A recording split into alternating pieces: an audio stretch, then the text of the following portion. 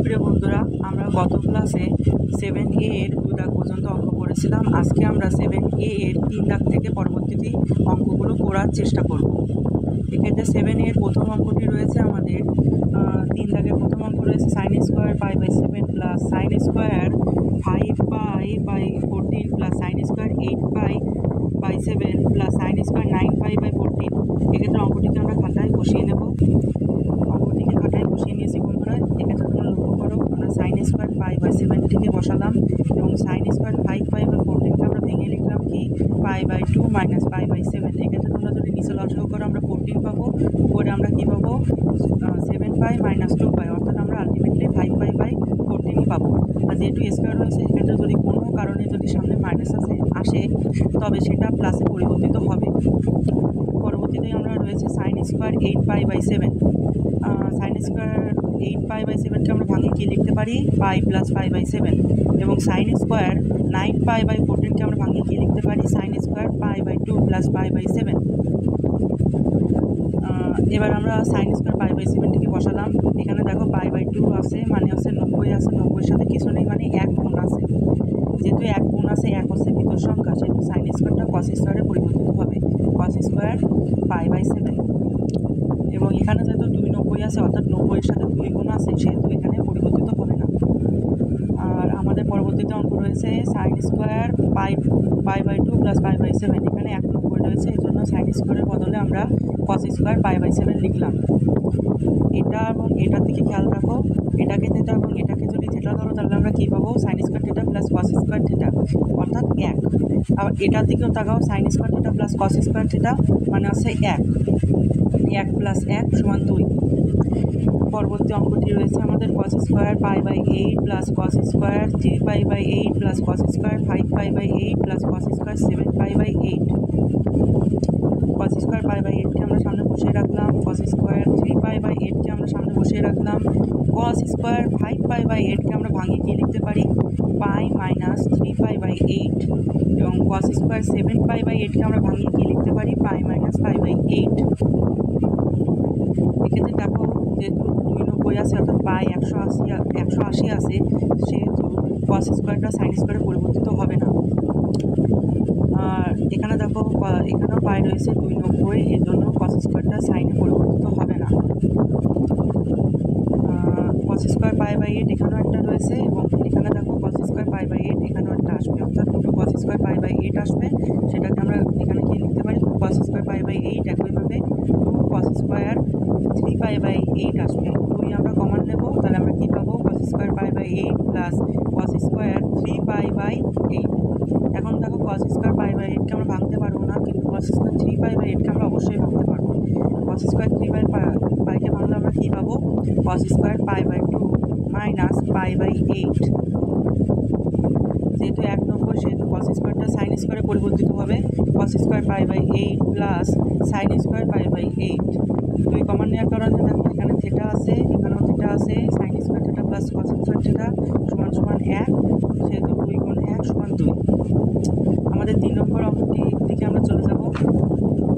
3 নম্বর অঙ্ক আমাদের কী আছে sine square pi by 4 plus sine square 3 pi by 4 plus sine square 5 pi by 4 plus sine square 7 pi by 4। Sine square pi by 4টাকে আমরা সামনে বসিয়ে রাখলাম। সাইন স্কোয়ার 3 পাই বাই 4কে আমরা ভাঙিয়ে আবার কী লিখতে পারি sine square pi by 2 plus pi by 4। Sine square 5 pi by 4কে আমরা ভাঙবো না, আমরা রেখে দেবো, এবং সাইন স্কোয়ার 7 পাই বাই 4কে আমরা ভেঙে কী লিখতে পারি pi by 2 plus 5 pi by 4। এবার দেখো বন্ধুরা, এখানে যেহেতু পাই বাই 2 190 আছে, সেহেতু সাইন স্কোয়ারটা কস স্কোয়ারে পরিবর্তিত হবে, এবং এখানে পাই বাই 2 90 আছে 190, সেহেতু সাইন স্কোয়ারটা কস স্কোয়ারে পরিবর্তিত হবে। যেহেতু স্কোয়ার রয়েছে সেহেতু এখানে যদি কোনো কারণে মাইনাস আসে তবে সেটা প্লাসে পরিবর্তিত হবে। Sign square theta plus cos square theta এই দুটো মিলে 1, আবার sign square theta plus cos square theta এই দুটো মিলে 1 প্লাস 1 সমান 2। আমাদের 4 নম্বর অঙ্কটি রয়েছে, এটার দিকে একটু বেশিভাবে খেয়াল করো তোমরা। Cos square pi by 24 plus cos square 19 pi by 21 plus cos square 31 pi by 24 plus cos square 37 pi by 24। Cos square pi by 24টা আমরা রেখে দিলাম, পরবর্তীতে 19 পাই বাই চৌকোশকে আমরা ভাঙিয়ে কী লিখতে পারি? এখানে একটু কষ্ট হতেই পারে তোমাদের প্রথমে, তবে তোমরা যদি একটু ঠান্ডা মাথায় চিন্তা করো তবে অবশ্যই ভাঙিয়ে নিতে পারবে। π/2 প্লাস 7π/24কে যদি আমরা লসাগু করি আমরা আলটিমেটলি 19π/24ই পাবো। এবং এখানে দেখো cos স্কোয়ার 31π/24, এটাকে আমরা ভাঙাবো না, এটাকে আমরা রেখে দেবো। এবং cos স্কোয়ার 37π/24কে আমরা ভাঙাবো, এটাকেও আমরা ভাঙাবো, কিন্তু পরের লাইনে ভাঙাবো। π/2 রয়েছে, এক্ষেত্রে এটা cos স্কোয়ারটা sin স্কোয়ার পরিবর্তিত হলো, এটাকে এবং এটাকে আমরা লিখলাম। এবং 31π/24কে আমরা এবার ভাঙাবো, π প্লাস 7π/24 লসাগু করলে আমরা 31π/24ই পাবো। আবার 37π/24কে আমরা যদি ভাঙাই তাহলে আমরা কী পাবো? π প্লাস 13π/24, এটাকে আমরা যদি লসাগু করি তাহলে আমরা আবার 37π/24 পাবো। এবার দেখো তোমরা পাই মানে হচ্ছে 180, 290, এই জন্য cos স্কোয়ার পাল্টাবে না। আর যেহেতু স্কোয়ার রয়েছে সেহেতু মাইনাস আসবে, কিন্তু সেটা প্লাসে পরিবর্তিত হবে। আবার এখানেও দেখো পাই রয়েছে, একই ঘটনা ঘটবে। আমরা লিখলাম cos square π/24, sin square 7π/24, cos square 7π/24 plus cos square 13π/24। এখানে দেখো তোমরা sin square theta plus cos square theta এই দুটো মিলে আমাদের এক হয়ে গেল। এবার আমরা 13π/24কে ভাঙাবো। 13π/24কে যদি ভাঙাই তাহলে আমরা কী পাবো? cos square π/2 plus π/24।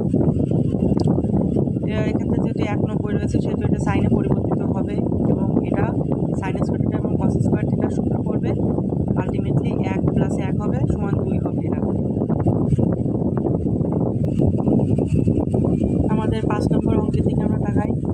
sec square 14π/17 plus sec square 39π/17 plus cot square 41π/34 minus cot square 23π/34। এর জন্য আমরা দেখো আমরা একটা পাই যদি পাই মাইনাস 3π/17 লিখি তাহলে আমরা 14π/17 পাবো। আবার আমরা যদি 2π প্লাস 5π/17 লিখি তাহলে আমরা 39π/17 পাবো। এক্ষেত্রে 41π/34কে আমরা ভাঙিয়ে কী লিখতে পারি? 3π/2 মাইনাস 5π/17। এবং 23π/34কে আমরা কীভাবে লিখতে পারি? π/2 প্লাস 3π/17। যেহেতু স্কোয়ার রয়েছে সেহেতু কোনো মাইনাস চিহ্ন আসলে সেটা প্লাসে পরিবর্তিত হবে। এই মাইনাসটা আমরা আগেই মাইনাস রয়েছে এই জন্য বসাইছি।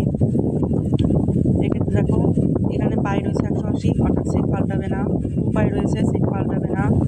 এখানে পাল্টাবে, যেহেতু 3 × 90 আছে, বিজোড় 90, সেহেতু cot tan-এ পরিবর্তিত হবে। এবং এখানেও তাই 190-এর কারণে cot tan-এ পরিবর্তিত হবে।